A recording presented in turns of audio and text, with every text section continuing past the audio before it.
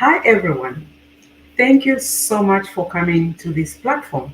Remember, we are here to encourage girls to pursue science and technology.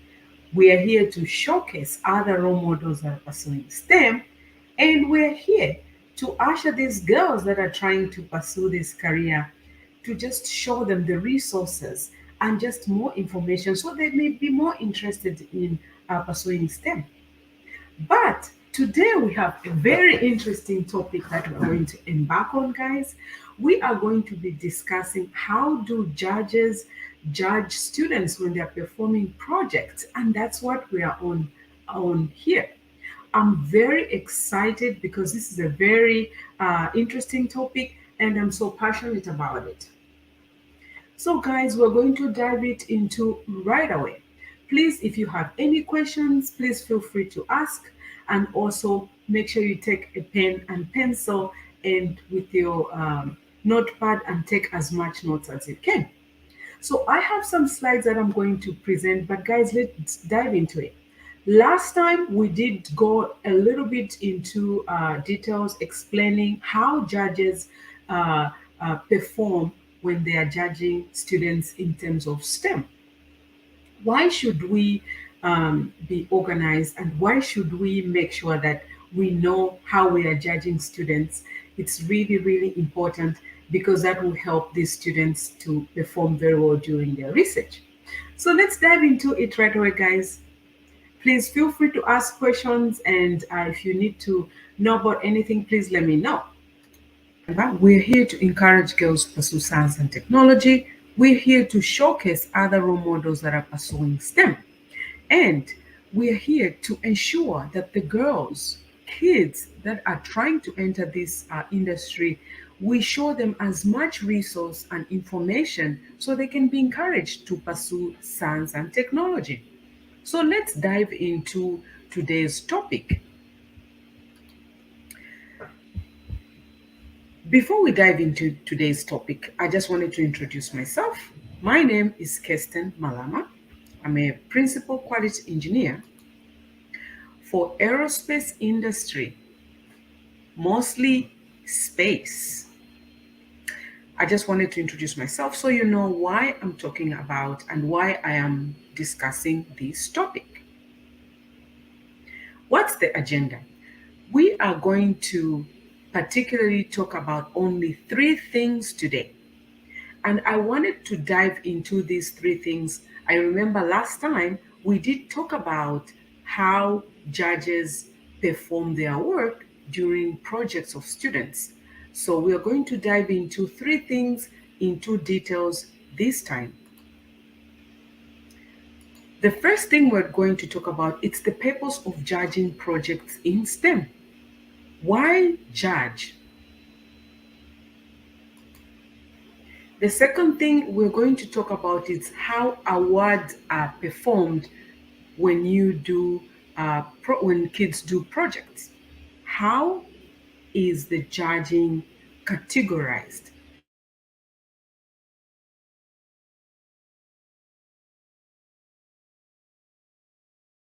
This is going to expand exactly the details and try to explain them further. So that's what I wanted to share. The other point I would like to just show you on this journey that we've embarked, we are going to discuss many more topics. So I am going to share those as well so that you prepare, you can come and listen to these topics. We're going to discuss how projects are performed. What is the process of the project? We're going to discuss about the design rubric. There are so many, there are so many rubrics or there are so many topics that we judge as judges. So we're going to discuss different types of details of those. One of them is design. How do you judge design? For example, they are trying to, they have a topic about robots.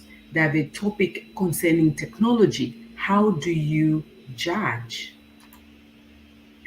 We're going to talk about core values. These are really important because this is where we That's the topic we want to know. How are they collaborating with one another? How do they relate to one another in terms of the project, in terms of research, in terms of resources? We are going to also go into details about the questions that you're supposed to ask. What type of questions do you ask the students? We are going to also discuss the design questions. What type of questions are you going to ask students in terms of design? We are going to also ask about core values. How do we ask? How did they perform concerning core values? And the final we're going to discuss is the deliberation. How are we going to judge? What criteria are we going to use? How are we going to give points? How are we going to rate them? So make sure you are able to come back and see these very important points of being a judge in STEM. That is correct. So we are now going to dive in. What is the purpose of judging students in STEM?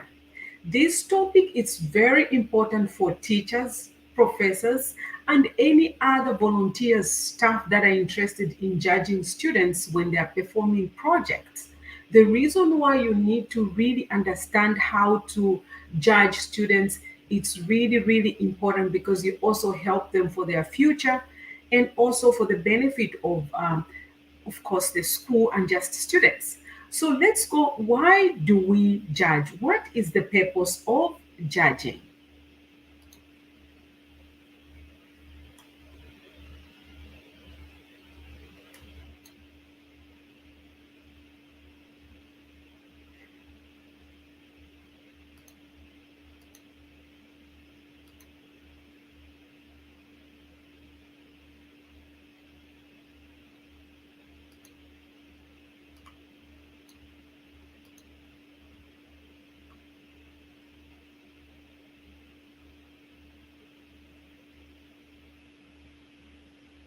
So I hope you are able to.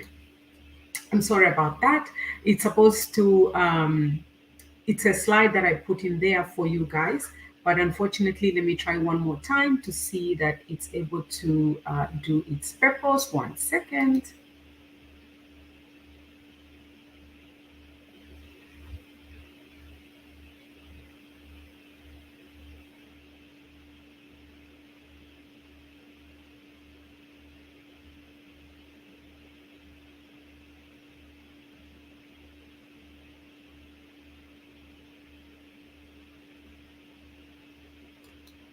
I hope you're able to see those points and I hope you'll be able to read them.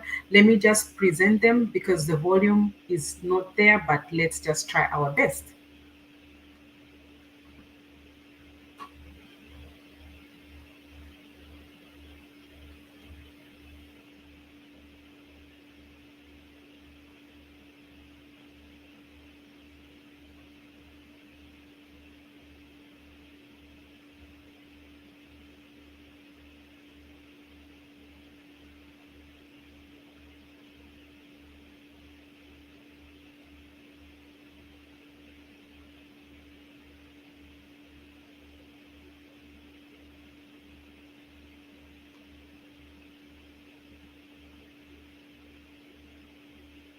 Addressed issues.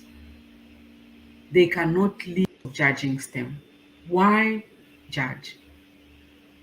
The first thing I'm going to share with you is you have to show the students how scientific processes are done and are they credible. There is a way of investigating about a topic, the process of investigating about a topic. This is what we're going to discuss. The other issue is why do students have to have a clear statement when they are doing their project? Because if the statement is ambiguous, they will go astray. They will not address the real question or the real intent of the project. And we need to judge them on that because they have to understand how to clearly state the problem statement. If there are any issues, we call them variables. Are they recognized and are they addressed? We have to judge students how they addressed issues. They cannot leave variables unattended to because those variables are the one that causes issues, or it may be an opportunity. The other thing we have why we judge is to ensure that students recognize that they are using the proper processes. The other thing they have to also know is they have to also use controls. Did they use the control as it is intended to? This is why we judge. We have to help them understand that in any scientific research, you still have to have a control. One last thing why we judge students. We have to teach them that they have to conclude with sufficient data before they make their final conclusion. So we have to show them that they have to collect data. That is right. So I was just trying to explain to you why we need to judge students when they do projects. We have to teach them the process of doing scientific research. We have to show them how they should properly do the research, pick topics, and this is why we have to judge them properly. What is the next stage I'm going to share with you? I'm going to share with you how you judge. You have to be conscious when you're doing judging responsibilities. So let me share with you. I'm going to share what are the basics for judges. How should you conduct them yourselves? This is really important how judges should conduct themselves.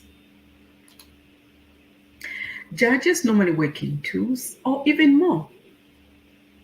You have to have enough judges or enough volunteers, enough staff for you to ensure that your project and also just the whole scenario is well uh, judged. Because if you don't have enough people, you will overwhelm the students and you will overwhelm yourself as well. So make sure you have an organized team. Make sure that you interview all the teams. You cannot interview some of them or partially interview some of the teams. It will be very difficult for you to be able to conclude in terms of judging. Make sure you encourage the students as they speak. Remember, they worked so hard to do this research and their presentation. Acknowledge their work. And also, they put in a lot of time. So make sure you do that. You really need to be organized in terms of interviewing each team. Spend time with each team. Make sure you have they've shown all their presentation in all categories. Make sure you're able to judge them just like any other team. And make sure you ask so many questions. That is correct. You have to ensure that you are able to attend to the team's same criteria using for every team and for every other teams as well. Ask questions, similar questions for every team that comes. This will help you to judge at the end evenly without being biased. And remember, do not consider cuteness as part of the judging criteria. Students come in different shapes. They wear different, they come from different backgrounds. So make sure you're just as evenly distributed in terms of judgment as possible. I wanted to discuss something else again. Now we are going to get a little bit more technical. I will show you some of the slides that you can use when you start judging. So, as we mentioned earlier on, there are three categories of judging, as well as also that are distributed into four categories I'm going to share with you. So, one of them is research. You really have to ensure and understand how did the student do the research? How well do they understand the topic? What are the variety resources that they've pulled in? Did they use internet, books, or whatever resource they've used? And also, did they pull in experts? The other thing is innovation. How did they work with their innovation solutions and also their presentation? So let me show you how this works. So this is what I was talking about. There are four sections in which you're going to judge the students, as well as there are three categories how you're going to judge them. You're going to judge them according to how they identify the problem and how they have clearly defined the problem that they are studying on. And this will categorize them into their beginning phase, developing phase, accomplished phase, or exemplary. Now, under research, you will be able to categorize these students if they're in their beginning phase, if they're in their developing phase, if they're in their accomplished phase, or if they are in exemplary. Same as innovation. In terms of innovation, are they in their beginning, developing, accomplished? Presentation, are they in their beginning, developing, or accomplished? All these categories, they may be in their probably exemplary. So I just wanted to show you exactly the categories, how you judge them. In the next phase, we are going to talk about how you ask questions in research and how you categorize them that they're in their beginning. There are questions that you can see when they answer or when you see their presentation or their innovation that will make you decide that they're in the beginning. There are questions and presentations, innovation that will show you they're in the developing, accomplished, or exemplary. So make sure you stay tuned in the next segment that you can see what I am trying to convey. That is correct. And thank you so much for paying attention to those. Again, this chart was just trying to show that you judge according to how they researched the problems, how they worked on the solutions of innovation, how they making their presentation. So we are going to be going in details again into research, into innovation, into presentation. The reason I'm trying to go first on the surface is we have to understand what categories do judges go for. We have to understand the categories that they use to judge. So now that we understand the categories that they use to judge projects for students, now we are going to go a little bit in details. Again, we are not going to go further in details. We are going to be biting this piece of cake little by little. So now we are going to go to the next segment that talks about the groups. So let's go right there so you see how they are categorized. Groups and categories now in details. In the beginning phase, you need to ask some of these questions. Do they have a clear idea? You can tell when they describe the idea. Do they have a way of solving their issue, or is it all over the place? You can tell that they have not in detail explained and they are not convincing to you. The other thing you're going to look at, you're going to look at their minimum quality in terms of resource information. Did they go further? Did they dig into deeper? Did they dig deeper? Are they limited? You can tell they're in their beginning phase. The other part we're going to talk about is the developing phase. Is their definition clear, the one that they are studying, or is it partially clear? Are they missing some details? They may have a clear idea, they may have a good process of solving their issues, but are there missing details in there? Or is it partially clear? You can categorize them as developing. The next stage is accomplished. Are they clear in their definition? Are they have they put their process of the way they are solving their issues? Do they have proper source of information? Is it quality? Do they added their resource where they got the resource from? The next part is exemplary. Oh my God, the definition is clear. The way they are solving their process is amazing. They have good resource and they've mentioned where they got their resource. And their quality of presentation as well is just amazing. When you see that they've hit those points, they are exemplary. They are just very clear in their details. And you'll be able to put them in what category they are in and you'll be able to judge.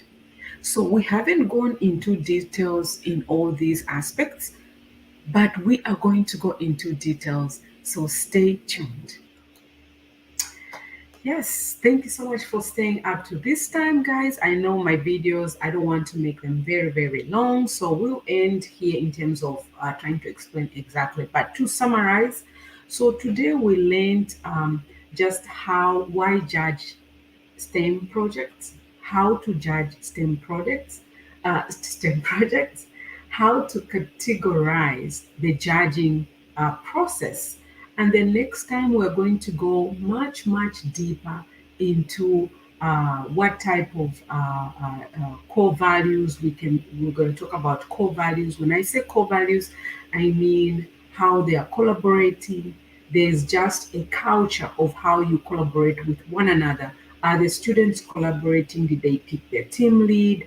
How did they, just interact with one another? There's just so many things you need to be able to pick that. The reason why we need to train kids to be able to work with core values, it's because that's what's happening in the industry. When you're working with one another, you have to have certain values because that's the only way that takes us to the next level. So I don't want to go into too much details. We are 22 minutes, but thank you so much, guys, for coming. I really do appreciate. So I'm so excited this journey we've embarked on of understanding how to judge STEM projects for students. It's really, really exciting and it's important and it's not that hard. We just have to get organized, have our processes, volunteers, and make sure we can dig deeper to ensure that we can teach them how to conduct research and projects. Thank you so much, guys. I really do appreciate and see you soon. And ciao, ciao.